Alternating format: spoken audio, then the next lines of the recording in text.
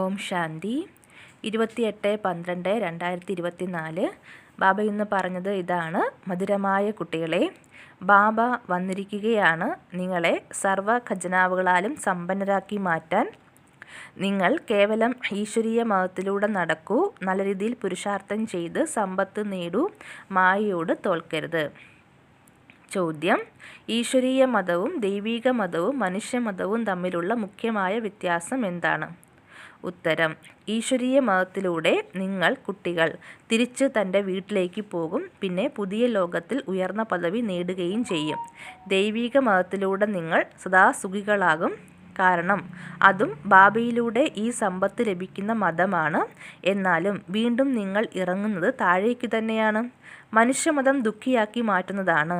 ഈശ്വരീയ മതത്തിൽ നടക്കുന്നതിനു വേണ്ടി ആദ്യം പഠിപ്പിക്കുന്ന ബാബയിൽ പൂർണ്ണമായ നിശ്ചയം വേണം.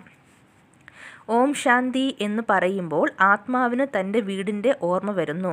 ഞാൻ ആത്മാവ് ശാന്തസ്വരൂപമാണ്. ശരീരം ലഭിക്കുമ്പോൾ ശബ്ദത്തിലേക്ക് വരുന്നു.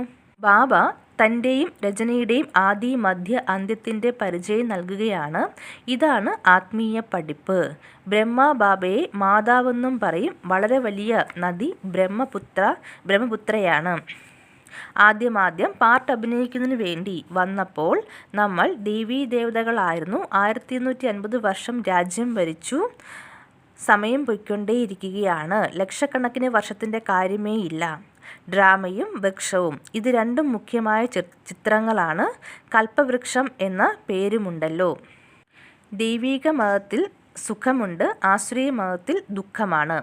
മനുഷ്യർ സമ്പാദിക്കുന്നതിനു വേണ്ടി പുറത്തു പോകുന്നു, വളരെ ധനം സ്വരൂപിക്കുമ്പോൾ തിരിച്ചു വരുന്നു.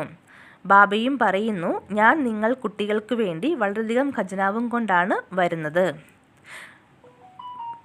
ബാബ മായയാകുന്ന ഭൂതം ഞങ്ങളെ തോൽപ്പിച്ചു, ഇങ്ങനെ പറയരുത്. ദേഹാഭിമാനം വന്നതിന് ശേഷമാണ് നിങ്ങൾ മായയോട് തോൽക്കുന്നത്. അത്യാഗ്രഹം വന്നപ്പോൾ കൈക്കൂലി വാങ്ങി. നിവൃത്തിയില്ലാതെ കൈക്കൂലി വാങ്ങുന്ന കാര്യം വേറെയാണ്. ബാബയ്ക്കറിയാം, ലോഭം ഇല്ലാതെ വയറിൻ്റെ പൂജ നടക്കില്ല എന്ന അവസ്ഥയാണെങ്കിൽ കുഴപ്പമില്ല. പക്ഷേ എവിടെയും കുരുങ്ങി മരിക്കരുത്. അപ്പോൾ നിങ്ങൾക്ക് തന്നെ ദുഃഖമുണ്ടാകും. പൈസ ലഭിച്ചാൽ സന്തോഷമാകും, പോലീസ് പിടിച്ചാലോ ജയിലിൽ പോകേണ്ടി വരും. ഇങ്ങനെയുള്ള ജോലി ചെയ്യരുത്. അതിൻ്റെ ഉത്തരവാദിത്വം ഞാൻ എടുക്കില്ല. ഇപ്പോൾ നിങ്ങൾക്കറിയാം, നമ്മൾ അഴുക്കിൻ്റെ ലോകത്താണ് ഇരിക്കുന്നത് അല്ലെ. അവിടെ ബഹിസ്ത് എന്ന് വിളിക്കപ്പെടുന്ന സ്വർഗത്തിൽ നമ്മൾ സദാ സുഖികളായിരിക്കും. ഇവിടെ നരകത്തിൽ എത്ര ദുഃഖമാണ്. ഇതിനെ നരകം എന്നാണ് പറയുന്നത്. ധാരണയ്ക്കുള്ള മുഖ്യ പോയിന്റ്: തൻ്റെ രോഗം സർജനായ ബാബയിൽ നിന്ന് ഒരിക്കലും ഒളിപ്പിച്ചു വെക്കരുത്. മായയുടെ ഭൂതങ്ങളിൽ നിന്നും സ്വയം തന്നെ രക്ഷിക്കണം. തനിക്ക് തന്നെ രാജ്യതിലകം നൽകുന്നതിന് സേവനം തീർച്ചയായും ചെയ്യണം. രണ്ടാമത്തെ പോയിന്റ്: അവിനാശിയായ ജ്ഞാനധനത്താൽ സ്വയത്തെ ധനവാനാക്കി മാറ്റണം. ഇനി പാപാത്മാക്കളുമായി കൊടുക്കൽ വാങ്ങൽ ചെയ്യരുത്. പഠിപ്പിൽ പൂർണ്ണ ശ്രദ്ധ നൽകണം.